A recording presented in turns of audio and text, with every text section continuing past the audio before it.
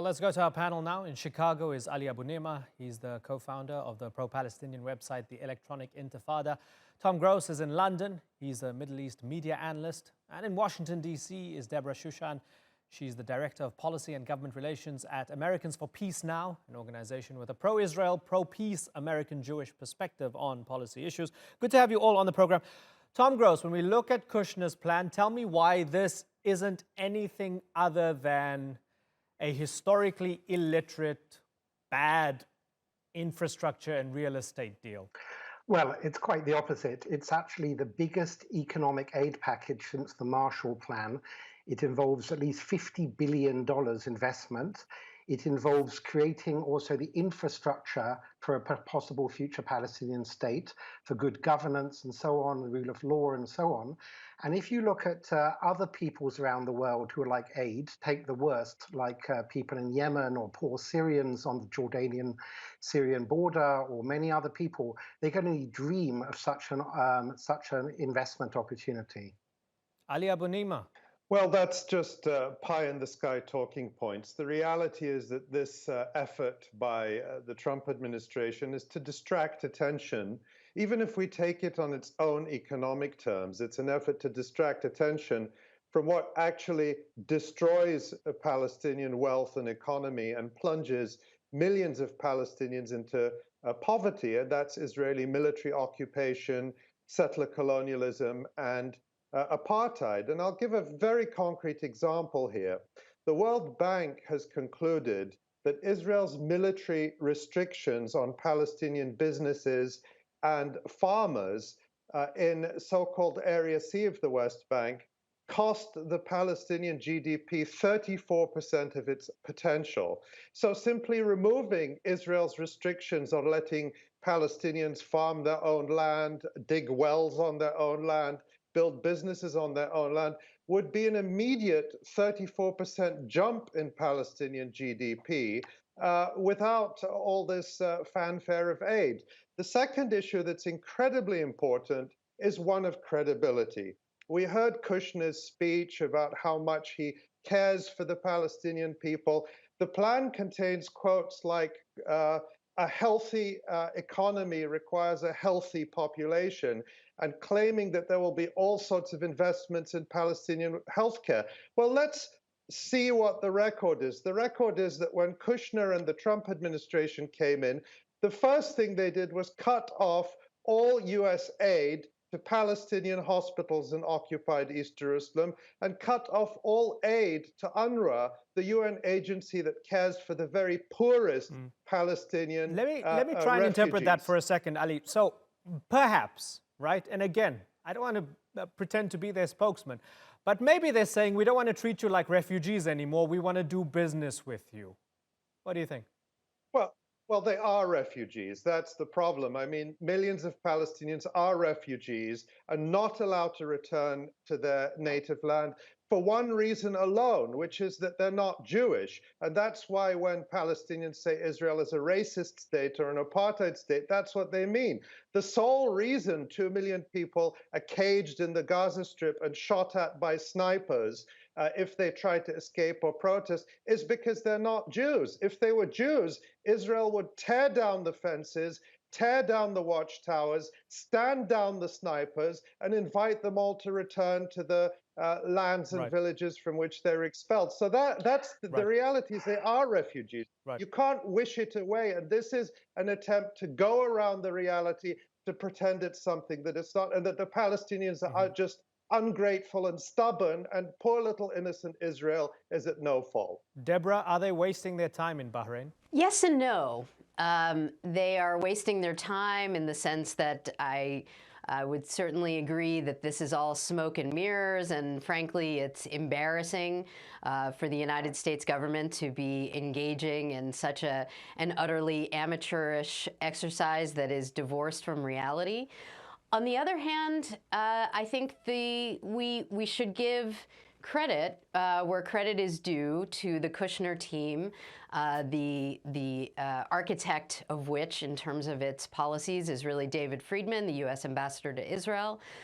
They've been incredibly successful in carrying out their agenda as terrible as it is for Palestinians and as terrible as it is for Israel, in terms of those Israelis and those of us diaspora Jews and others who care about Israel and care about its future as a liberal democracy, as a national home for the Jewish people.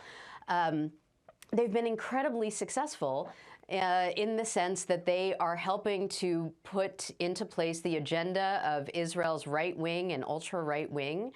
My fear is that this is an exercise in distraction, and it's an exercise when Kushner calls it, rather than now the deal of the century, it's the opportunity of the century.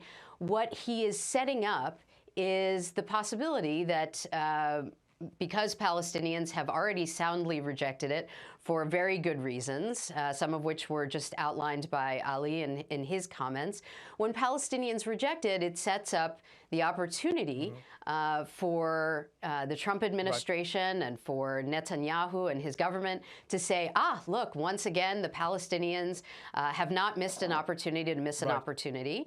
And the Trump administration can then say, over to you, Israeli government, you do what you need to do in order to further your interests, in order to maintain your security.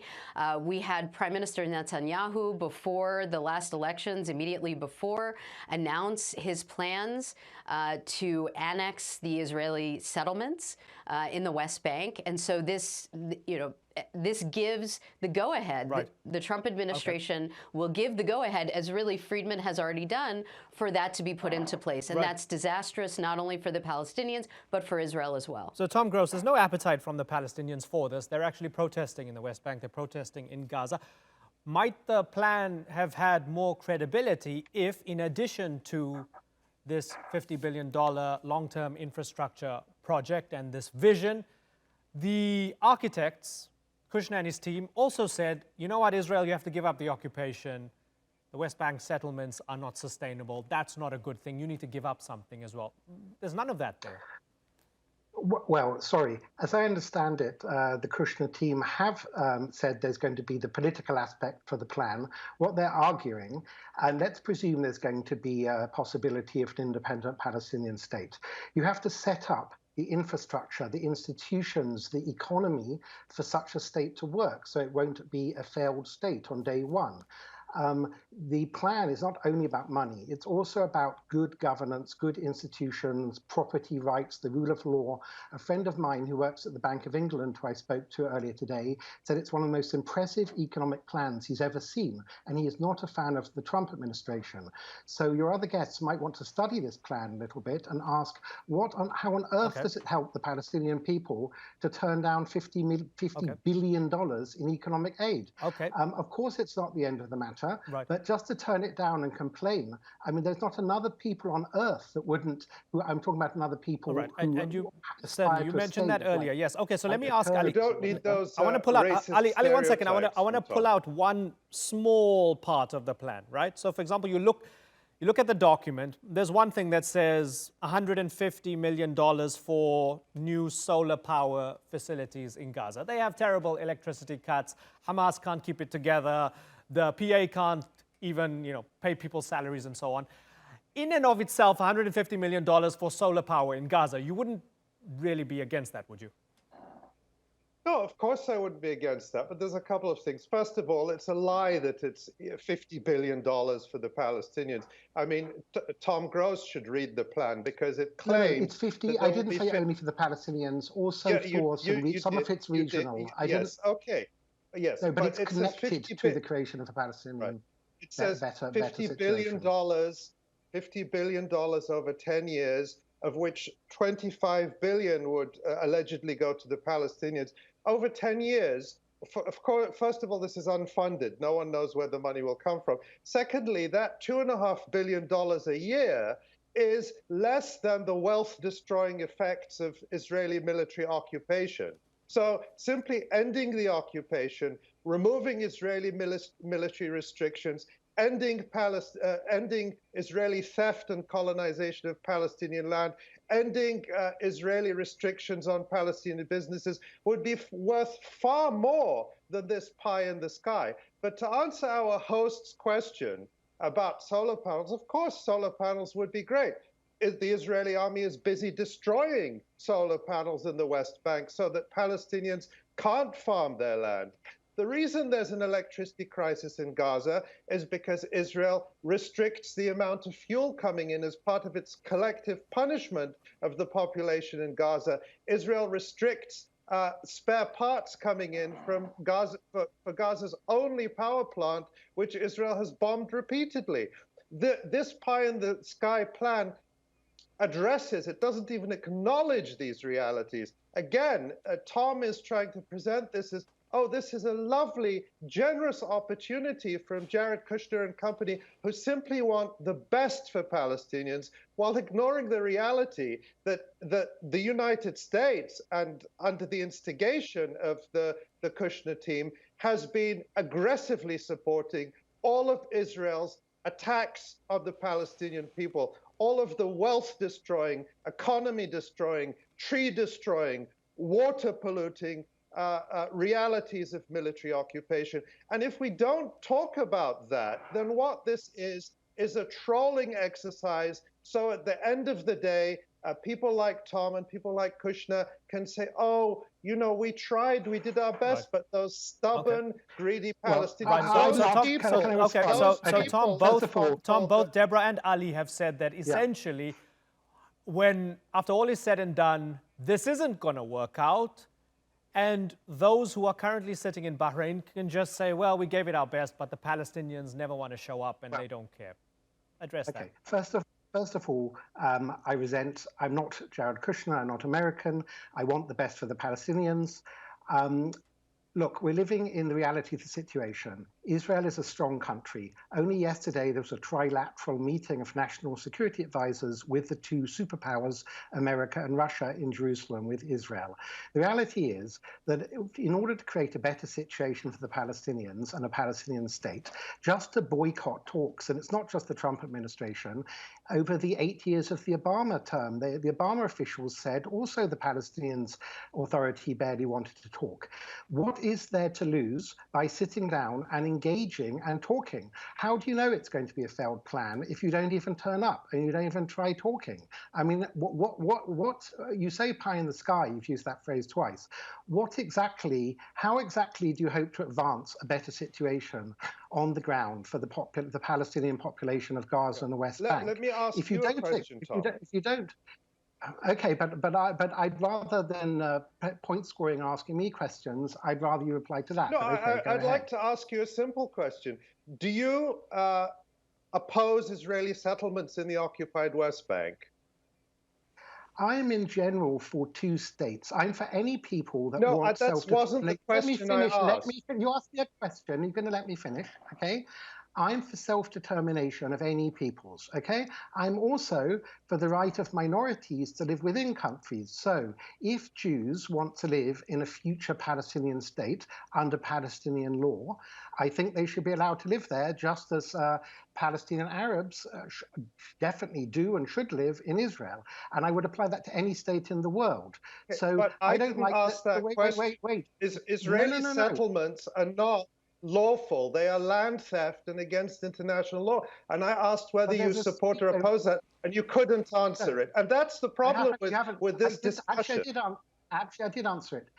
First of all, there are legal experts that disagree with that. But broadly speaking, I'm for Palestinian self-determination. Okay. If under a peace treaty, in fact, I would say it's healthy in society to allow a minority to live in peace there. Okay, so Debra, fundamentally, at the heart of this is the requirement of this peace plan that the Palestinians capitulate to a vision that has been created by Netanyahu and Trump.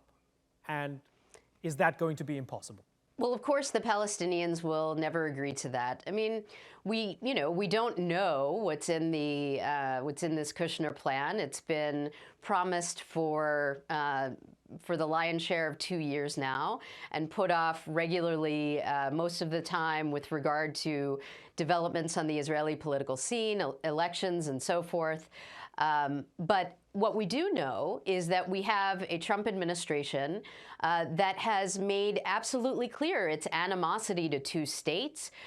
We have ridiculous interviews in which people like David Friedman say, well, what is a state? Two states mean different things to different people, says Jason Greenblatt. They refuse to acknowledge the reality of occupation, with David Friedman stripping out the word occupation from State Department human rights reports. So I think even though we haven't seen this plan, we have every reason, every basis on which to gauge what it's fundamentally about, that it won't contain anything resembling real and viable statehood for the Palestinian people.